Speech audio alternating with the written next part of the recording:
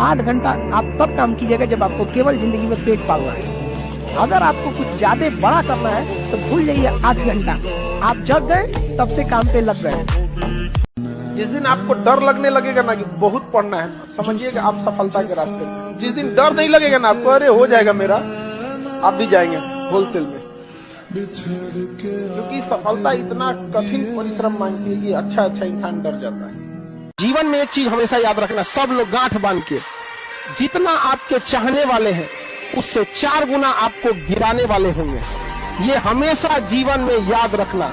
हमको लगभग 20 मिलियन लोग चाहने वाले हैं, तो 20 चौक को 80 मिलियन लोग दीर्घ दृष्टि से देखते होंगे कि एक मौका मिल जाए इसको जमीन में न गाड़ दे तो कहेगा, लेकिन मौके नहीं मिलते हैं। भगवान से भी हाथ जोड़ के यही दुआ मांगते हैं कि जितने लोग हैं देश के, सबको एक दिन अपनी कहानी सुनानी पड़े, क्योंकि यह देश वीरों की धरती है, वीरांगनाओं की धरती है। यहाँ पर हर बच्चा यहाँ का फौलाद है अपने आप में। यहाँ पर तो ये वक्त है अब ऋण चुकाने का। अगर दुख ना आए ना तो इंसान अपने आप को भगवान समझ बैठेगा, अपनी औकात भूल जाएगा इंसान।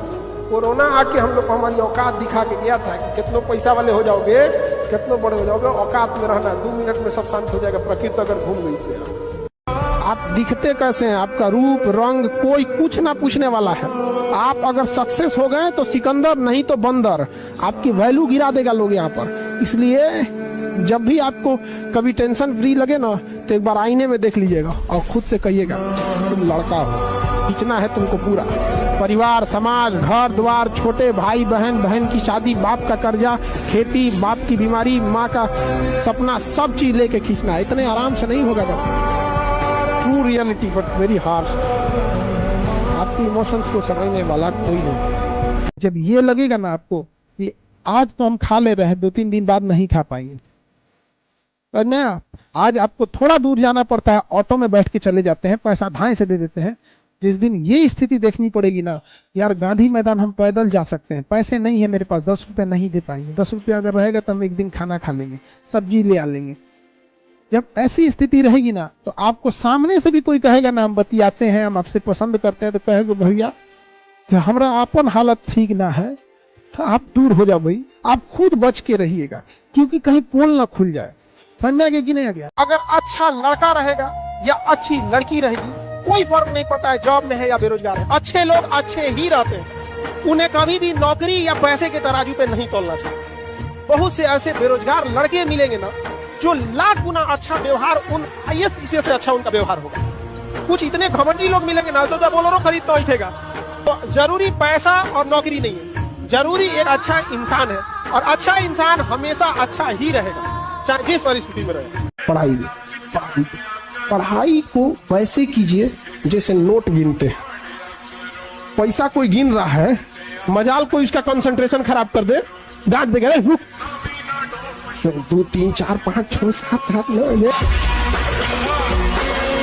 दुख की बात यह है कि समय बहुत कम है, लेकिन सुख की बात यह है कि अभी भी समय है। लेकिन समय के पास इतना समय नहीं है कि आपको दोबारा समय देगा।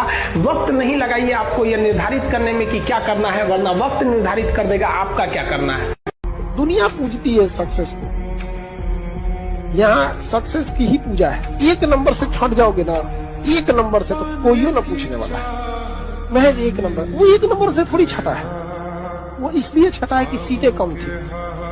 अब सोचो कोई विद्यार्थी 1 नंबर से छट रहा है, कुछ मत करो। जो सीट 1000 है ना, बस उसको 1500 सीट करो, फटाक से सेलेक्ट हो जाएगा। वो छटा ही नहीं है, वो कमी थी जगह की, कमी थी जगह की। लेकिन समाज इसको समझेगा। आपको लाभ होता है जब आपकी पहली पीढ़ी पढ़ती है, तो केवल और केवल आपके परिवार को फायदा होता है। आपको अगर आप अपने पहली पीढ़ी में नौकरी लेने वाले हैं ना, तो केवल आपके परिवार को फायदा होगा। नौकरी मिलेगी टाइम से, सैलरी मिल जाएगा, खाना पीना अच्छा हो जाएगा, घर द्वार अच्छा हो जाएगा। लेकिन जब आपके बाल बच्चे को नौकरी हो जाएगा ना, तो आपके रिश्तेदार तक को फायदा हो जाएगा कि कहीं काम अटक गया तो फोन कर दिए तो कहेंगे आप बुढ़ापा में कि हाँ हमारा बेटा वहां जॉब करता है। तो दूसरी पीढ़ी जब पढ़ती है तो लाभ किसको होने लगता है? परिवार को भी होने लगता है। और जब तीसरी पीढ़ी पढ़ के नौकरी लेती है तो आपके समस्त जाति को लाभ होने लगता है। SC ST की अभी मुश्किल से पहली या दूसरी पीढ़ी पढ़ी है, इसलिए जब उनको समस्या आता है तो उनको सुनने वाला कोई नहीं मिलता है। लेकिन अगर अपर कास्ट को देखिएगा तो उनकी 8वीं 10वीं पीढ़ी पढ़ रही है, इसलिए अगर उनको कलकत्ता हाईकोर्ट में कोई दिक्कत होगा तो कहेंगे कि कोई है वहां पे, हमारे बाबू के केस में कहीं रहने होने का एक दिन का व्यवस्था कर दीजिएगा। तो बनारस में तो कभी CA में, कभी वकील में, कभी डॉक्टर में, इंजीनियर में, हर जगह उनका कोई ना कोई क्या मिल जाएगा, रिलेटिव मिल जाएगा। आप PT एग्जाम में बैठिएगा तो PT निकालिएगा अपने आप के करियर बनाने के लिए। जब मेंस लिखिएगा तो मेंस निकालना है माँ के लिए। PT निकालना है खुद को साबित करने के लिए, मेंस निकालना है माँ के लिए। इंटरव्यू में बैठिएगा तो पिता का सीना गर्व से चौड़ा करने के लिए। आप जिंदगी में याद रखिएगा, किसी को अपने यहाँ बहुत इज्जत दीजिएगा वो दोबारा जरूर आएगा, चाहे वो दुख बीमारी हो, चाहे वो कोई इंसान हो। सबसे खराब गरीबी जानते हैं कौन सी? मेंटल गरीबी, सबसे खराब मानसिक गरीबी होती है। आप देखिएगा आपके समाज में कुछ ऐसे गरीब लोग मिलेंगे जिनका आप संस्कार, शिक्षा के प्रति समर्पण देख के आप दंग रह जाएंगे कि ये लोग आज नहीं तो कल इनका समय बदल जाएगा। अब कुछ ऐसे मिलेंगे ना, देखने के बाद आपको मन कर ऐसा लगेगा झिझिरा देगा, मतलब ऐसा टाइप का शिक्षा इतना दूर, अहंकार इतना ज्यादा। और कई बार ऐसा देखेंगे ना, कई आदमी एकदम खानदानी दर खानदानी चलते आ रहा है। और कुछ ऐसे मिलेंगे जो गरीबी थे लेकिन एक समय आएगा तो क्या होंगे, अपनी गरीबी को बदल देंगे। तो आप सब लोग में भी कहते हैं, देखिए पैसे से गरीब इंसान ज्यादा देर गरीब नहीं रहता है, लेकिन मानसिक गरीब इंसान हमेशा हमेशा के लिए गरीब हो जाता है। कि कहीं फ्री में मिल रहा है तो लूट के रख लो, कहीं हमको कोई नहीं देख रहा है तो कामे मत करो। अपने काम के प्रति ईमानदारी रखिए, आपकी गरीबी कंफर्म खत्म होगी तो होगी, चाहे कोई देखे या ना देखे। आप जितना मेहनत कर रहे हो ना, जिस दिन आपको बड़े पद पे मिल जाएगा ना, तो इससे ज्यादा मेहनत करना पड़ेगा। इसीलिए एग्जाम इतना टफ बनाता है कि मेहनत करने की जिन्हें आदत लगी है वही आए यहाँ पे, नहीं तो भाग जाएगा सब नौकरियां छोड़ के। जिनका जॉब लग गया ना, कभी कभी फ्रस्ट्रेट होता है तो फोन करता है पर मन कर रहा है छोड़ दे यहाँ पर। पता है जितना बड़ पद पे जाएंगे उतना ज्यादा होगा यहाँ पर। आप नॉर्मल SSC के कर्मचारी बनेंगे, आपको कोई फोन नहीं करेगा, क्या ही कर पाएंगे आप। लेकिन अगर मान के चले कर्मचारी, वही अगर अधिकारी बन जाएंगे फोन आएगा।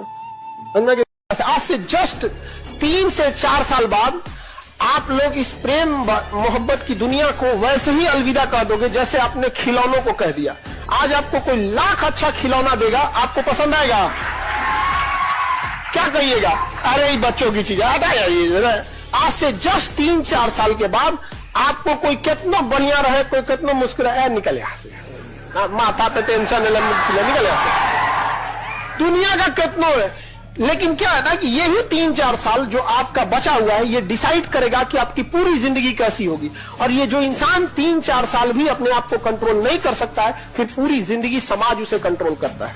फिर समाज की लात सुनते रहिए, ताना सुनते रहिए यहाँ पर।